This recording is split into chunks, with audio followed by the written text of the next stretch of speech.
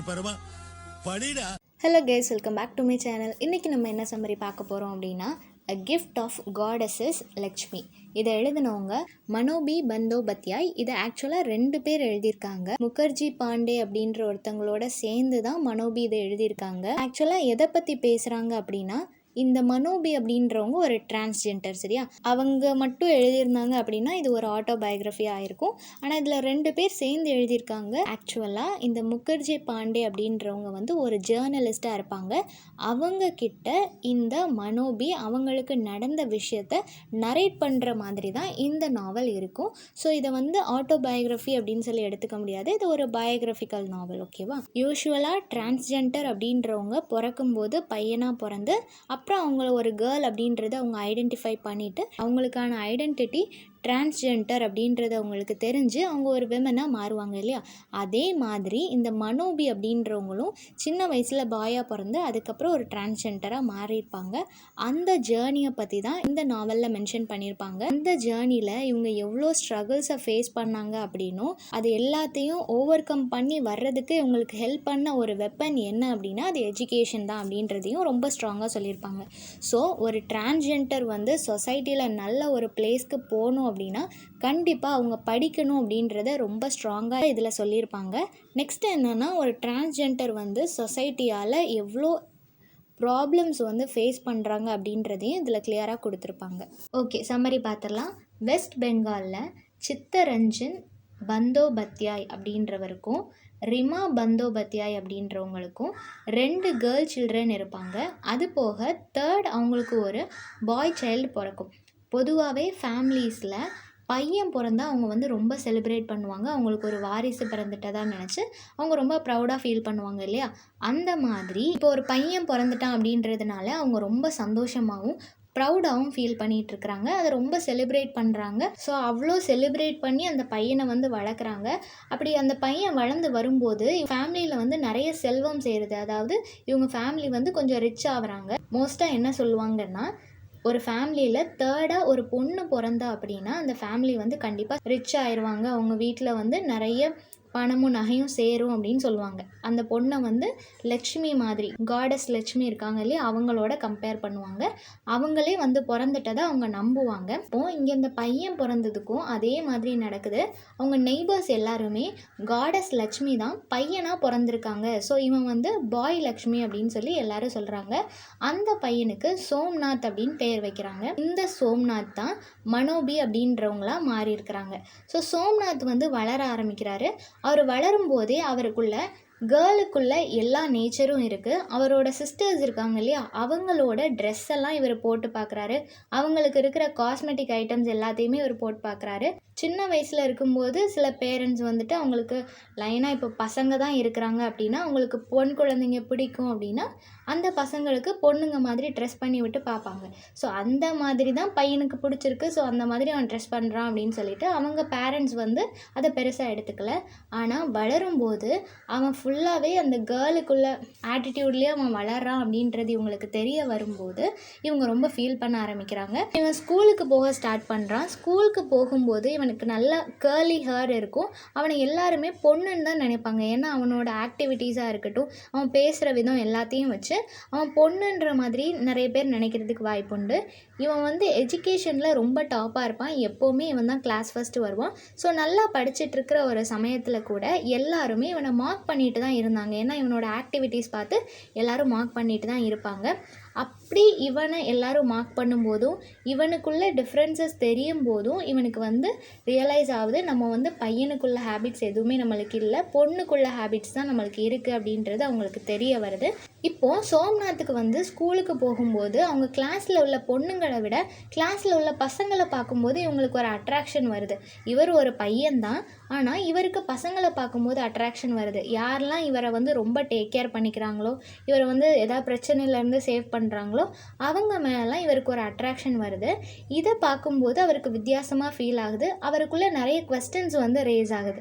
என்ன அப்படின்னா, நான் ஏன் கேர்ள் மாதிரி பிஹேவ் பண்ணுறேன்? ஏன்னா எல்லாரும் அவரை வந்து பாய்னு சொல்கிறாங்க, வீட்லேயும் அந்த மாதிரி தான் ட்ரீட் பண்ணுறாங்க. ஆனால் இவருக்குள்ளே அவர் ஒரு பொண்ணு அப்படின்ற மாதிரி ஒரு ஃபீல் இருக்கு இல்லையா, அதுக்காக இவர் வந்து யோசிக்கிறாரு, நான் ஏன் பொண்ணு மாதிரி ஃபீல் பண்ணுறேன், எனக்கு ஏன் பசங்க மேலே ஒரு அட்ராக்ஷன் வருது, நான் ஒரு இன்கம்ப்ளீட்டாக எதுக்காக ஃபீல் பண்ணுறேன். இப்போ வந்து அவங்க கேர்ளாக இருந்தாங்கன்னா ஓகே, கேர்ள் கம்ப்ளீட்டடாக ஒரு கேர்ளாக இருப்பாங்க. அதே மாதிரி பாயாக இருந்தாங்கன்னா கம்ப்ளீட் பாய் அப்படின்னு இருப்பாங்க. ஆனால் இப்போ அவங்க ரெண்டுமே இல்லாமல் பாயாக இருக்கிறாங்க, பட் கேர்ளோட ஃபீலிங்ஸோடு இருக்கிறாங்க. ஸோ அவங்களுக்கு வந்து இன்கம்ப்ளீட்டாக இருக்கிற மாதிரி ஒரு ஃபீல் இருக்குது. ஸோ இந்த மாதிரி கண்டினியூஸ் கொஸ்டின் வந்து அவங்கள ஹண்ட் பண்ணிகிட்டே இருக்குது. அதை பற்றி அவங்க யோசிச்சுட்டே இருக்கிறாங்க. ஃபிசிக்கலாகவும் சரி மென்டலாகவும் சரி அவங்களுக்குள்ள நிறைய டிஃப்ரென்சஸ் சேஞ்சஸ் வந்து அவங்களுக்கு தெரிய ஆரம்பிக்குது. அந்த சேஞ்சஸை வந்து புரிஞ்சுக்கிறதுக்கே அவங்களுக்கு ரொம்ப டைம் எடுக்குது. இப்போ அவங்களுக்குள்ள எப்படி ஃபீல் ஆகுது அப்படின்னா, ஒரு பொண்ணு வந்து மேல் பாடிக்குள்ளே மாட்டிக்கிட்டால் எந்த மாதிரி ஒரு ஃபீல் பண்ணுவாளோ, அதுலேருந்து வெளியே வரணும்னு நினப்பாலோ அதே மாதிரி இவங்களுக்கும் ஃபீல் ஆகுது. அவங்களுக்கு அந்த பசங்களுக்குள்ள அந்த லைஃப் லீட் பண்ணுறதுக்கு இஷ்டமே இல்லை. ஒரு பொண்ணு எப்படி இருப்பாளோ அதே மாதிரி நானும் வாழணும்னு நினைக்கிறேன் அப்படின்னு சொல்கிறாங்க. அதே மாதிரி இவங்க ஸ்கூல்லையாக இருக்கட்டும், இல்லை இவங்க நெய்பர்ஸாக இருக்கட்டும், எல்லாருமே இவங்கள பார்த்து கமெண்ட் பண்ணுறதா இருக்கட்டும், இவங்களுக்கு அகெயின்ஸ்டாக எடுத்து வைக்கிற ஸ்டேட்மெண்ட்டாக இருக்கட்டும், எல்லாமே ரொம்ப ஹார்ஷாக இருக்குது. இவங்கள மார்க் பண்ணுற விதமாகவும் ஹர்ட் பண்ணுற விதமாகவும் அவங்களோட ஸ்டேட்மெண்ட் எல்லாமே இருக்குது அப்படின்னு சொல்கிறாங்க. நெக்ஸ்ட் என்னென்னா, இவ்வளோ சஃபரிங்ஸ் வந்தாலுமே அவங்க ஃபேமிலி வந்து அவங்களுக்கு சப்போர்ட் பண்ணுறாங்க. மோஸ்ட்லி இந்த மாதிரி அவங்க டிரான்ஸ்ஃபர்மேஷன் ஆகுறாங்க அப்படின்னா கண்டிப்பாக ஃபேமிலி சப்போர்ட் பண்ண மாட்டாங்க. ஏன்னா இது அவங்களுக்கு ஒரு அசிங்கம்னு சொல்லி நினப்பாங்க. ஸோ அவங்க சப்போர்ட் பண்ண மாட்டாங்க. ஆனால் இந்த ஃபேமிலியில் வந்து அவங்க அக்செப்ட் பண்ணிக்கிறாங்க. சரி ஓகே அப்படின்னு சொல்லிட்டு அவங்களுக்கு ஹெல்ப் பண்ணுறாங்க. அவங்க பேரண்ட்ஸ் சப்போர்ட்டோடு தான் இவங்க ஸ்கூலிங்கை வந்து முடிக்கிறாங்க. ஸ்கூலிங் முடிச்சுட்டு இப்போ இவங்க காலேஜ்குள்ளே என்டர் ஆகும்போது அவங்களுக்கு புரிஞ்சு போச்சு நம்ம ஒரு விமன் அப்படின்றது தெரிஞ்சதுனால அவங்களோட நேமை வந்து சேஞ்ச் பண்ணிக்கிறாங்க. சோம்நாத் அப்படின்னு இருந்த பேரை இப்போது மனோபி அப்படின்னு சேஞ்ச் பண்ணிக்கணும்னு நினைக்கிறாங்க. ஒரு விமன் அப்படின்ற ஒரு ஐடென்டிட்டியோடைய காலேஜில் ஜாயின் பண்ணணும்னு சொல்லி நினைக்கிறாங்க. ஆனால் அங்கே ஜாயின் பண்ணும்போது அப்ளிகேஷன்லாம் ஃபில் பண்ண சொல்லுவாங்கள்ல, அதில் மெயில் ஃபீமேல் அப்படின்னு 2 ஆப்ஷன் மட்டும்தான் இருக்குது. டிரான்ஸ்ஜெண்டர்னு இல்லை. அவங்க இப்போது கம்ப்ளீட்டாக விமனாக மாறலை இன்னும். அதனால் அவங்களால விமன் அப்படின்னும் மென்ஷன் பண்ண முடியல. ஸோ வேறு வழியே இல்லாமல் மெயில் அப்படின்னு சொல்லி டிக் பண்ணிட்டு தான் அந்த காலேஜில் என்டர் ஆகுறாங்க. காலேஜ்குள்ளே இவங்க என்டர் ஆனதுக்கப்புறமும் நிறைய மார்க்கிங், நிறைய இன்சல்ட்ஸ் எல்லாம் இவங்க ஃபேஸ் பண்ணுறாங்க. ஆனால் எல்லாத்தையும் இவங்க ஓவர் கம் பண்ணி வராங்க. ஸ்டடீஸில் கான்சென்ட்ரேட் பண்ணுறாங்க. சில பேருக்கு இப்போது சொசைட்டிலேயோ நம்ம வெளியே போகும்போது நம்மளுக்கு கண்டினியூஸாக ஒரு ப்ரெஷர் இருக்குது அப்படின்னா நம்மளால் கான்சென்ட்ரேட் பண்ண முடியாது. ஆனால் இவங்களுக்கு தெளிவாக தெரியுது, நம்ம ஒரு நல்ல பொசிஷனுக்கு போகணும், இந்த இன்சல்ட் எல்லாத்தையும் ஓவர் கம் பண்ணணும் அப்படின்னா அதுக்கு எஜுகேஷன் மட்டும்தான் ஒரு நல்ல வெப்பன் அப்படின்றத தெரிஞ்சுட்டு ஸ்டடீஸில் இவங்க கான்சென்ட்ரேட் பண்ணுறாங்க. நல்லா படிக்க ஆரம்பிக்கிறாங்க. இவங்களுக்கும் மற்ற பொண்ணுங்களோட லைஃப் மாதிரி வெளியெல்லாம் போகணும், ஃப்ரெண்ட்ஸோட டைம் ஸ்பெண்ட் பண்ணணும், சத்தமாக சிரிக்கணும், இந்த மாதிரியெல்லாம் நிறைய ஆசை இவங்களுக்குள்ளே இருக்கும். ஆனால் இவங்களால் அது எதையுமே பண்ண முடியல. ஏன்னா அவங்க கிளாஸ்லேயா இருக்கட்டும், காலேஜ்லேயா இருக்கட்டும், யாருமே இவங்களை அக்செப்ட் பண்ணிக்க மாட்றாங்க. இவங்க இப்போ கம்ப்ளீட்டாக மென்னாவோ உமனாவோ இவங்க மாறவே இல்லை இல்லையா? ஸோ அதனால் யாருமே இவங்களை அக்செப்ட் பண்ணிக்க மாட்றாங்க. இப்போது இவங்கள இவ்வளோ இன்சல்ட் பண்ணது இல்லாமல் இவங்க பக்கத்து வீட்டுக்காரங்களாக இருக்கட்டும், இல்லை சொசைட்டியில் இருக்கிற எல்லாருமே இவங்க ஃபேமிலியையும் அட்டாக் பண்ண ஆரம்பிச்சிட்டாங்க. பேரண்ட்ஸை வந்து டீஸ் பண்ணுறது, அவங்கள இன்சல்ட் பண்ணுறது, இந்த மாதிரியெல்லாம் கண்டினியூஸாக எல்லாருமே பண்ண ஆரம்பித்தாங்க. அப்படி அவங்க எல்லாரும் கண்டினியூஸாக அவங்கள டார்ச்சர் பண்ணியுமே அவங்களோட குழந்தையை கைவிடவே இல்லை. இவங்களை கண்டினியூஸாக படிக்க வச்சுட்டே தான் இருந்தாங்க. நெக்ஸ்ட்டு இவங்க ஃபேமிலியாக ஒரு நாள் கசினோட வெட்டிங்க்கு போயிருப்பாங்க. அப்படி போயிருக்கும்போது அங்கே அந்த பிரைடு வந்து ட்ரெஸ் பண்ணியிருந்ததை பார்க்கும்போது இவங்களுக்கு ரொம்ப ஆசையாக இருந்திருக்கும். அந்த மாதிரி நம்மளும் ட்ரெஸ் பண்ணணும் அப்படின்ற ஒரு ஆசை இவங்களுக்குள்ளே வரும். கல்யாணம் பொண்ணு மாதிரி கல்யாணத்தில் நம்மளும் ரெடி ஆகணும், நம்மளுக்குன்னு ஒரு பார்ட்னர் இருக்கணும். இவங்க இவ்வளோ சஃபர் ஆகுறாங்க இல்லையா? ஸோ அந்த சஃபரிங்ஸ் அப்போல்லாம் அவங்கள டேக் கேர் பண்ணிக்கிறதுக்கோ அவங்கள மோட்டிவேட் பண்ணுறதுக்கோ ஒரு சப்போர்ட் வேணும் அப்படின்னு சொல்லி அவங்க ஃபீல் பண்ணுறாங்க. ஆனால் இப்போ இவங்களோட சிச்சுவேஷனால் அவங்களால மேரேஜ் பண்ணிக்க முடியாது. நெக்ஸ்ட் என்னென்னா, இவங்க என்னெல்லாம் ஃபீல் பண்ணுறாங்க, ஃபிசிக்கலாக இருக்கட்டும் இல்லை மென்டலாக என்னெல்லாம் ஃபீல் பண்ணுறாங்க அப்படின்னு சொல்லிட்டு ஒரு மெடிக்கல் ஸ்டூடெண்ட் கிட்ட சொல்கிறாங்க. அவங்க இவங்களுக்காக ஒரு சைக்காட்டிஸ்ட்டை மீட் பண்ணுறதுக்கு அவங்கக்கிட்ட அப்பாயின்மெண்ட் வாங்கி கொடுக்குறாங்க. இந்த ஒரு இன்சிடெண்ட் எதுக்காக சொல்கிறாங்க அப்படின்னா, ஃபுல்லாக எல்லாருமே நெகட்டிவாக பேசி இவங்களை இக்னோர் பண்ணும்போது இவங்களுக்கு சப்போர்ட் பண்ணுறதுக்கும் சில பேர் இருக்காங்க அப்படின்றத நினச்சி அவங்க சந்தோஷப்படுறாங்க. இப்போ இவங்க கம்ப்ளீட்டாக விமனாக மாறணும் அப்படின்னு சொல்லி ட்ரை பண்ணுறாங்க. ஆனால் அதுக்கு வந்து நிறைய செலவாகும். ஸோ இவங்க நிறைய ஒர்க் ஒர்க் பண்ணிவிட்டு பணம் கொஞ்சம் நம்ம சேவ் பண்ணிவிட்டு அதுக்கப்புறம் நம்ம ஆப்ரேஷன் பண்ணலாம் அப்படின்ற ஒரு முடிவுக்கு வராங்க. ஒரு கட்டத்தில் இவங்க மேகசின்ஸ் எழுத ஸ்டார்ட் பண்ணுறாங்க. மேகசின்ஸ் கொண்டு கொடுக்குற அவங்க அக்செப்ட் பண்ணிக்கிட்டதுனால இவங்களோட நியூஸ் பேப்பர் மேகசின்ஸாக இருக்கட்டும், நியூஸ் பேப்பர் ஆர்டிகல்ஸ் எல்லாமே வெளிவர ஆரம்பிக்குது. அப்புறம் எஜுகேஷனில் நெக்ஸ்ட் ஸ்டெப்பாக இவங்க எம்ஃபில் படிக்கலாம் அப்படின்ற ஒரு முடிவுக்கு வராங்க. ஸோ அதுக்கான எல்லா ஸ்டெப்பையும் எடுத்து இப்போ ஒரு ரிசர்ச் ஸ்காலராகவும் மாறிட்டாங்க. படிக்கும்போது ஏதாவது வேலை பார்த்தா தான் அவங்களால சர்வை பண்ண முடியும் அப்படின்றது தெரிஞ்சு ஸ்ரீ கிருஷ்ணன் காலேஜில் ஒரு லெக்சரராக பார்ட் டைம் லெக்சரராக ஜாயின் பண்ணுறாங்க. ஆனால் அவங்க ஜாயின் பண்ணி ஒர்க் பண்ணும்போது அவங்களுக்கு சேல்ரி வெறும் 125 rupees தான் கொடுக்குறாங்க. நெக்ஸ்ட்டு இவங்க ஒரு பாய்ஸ் ஸ்கூலில் வந்து டீச்சராக ஒர்க் பண்ணுறாங்க.